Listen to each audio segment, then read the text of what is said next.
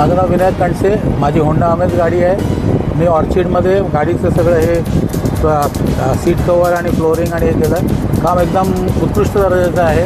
प्रत्येकाने नक्कीच इकडे येऊन ट्राय करावं। म्हणजे कस्टमर सॅटिस्फॅक्शन ही गोष्ट यांच्याकडे खरंच चांगल्या प्रकारे करतात हे लोक आणि खूप छान रीतीने गाडी केली।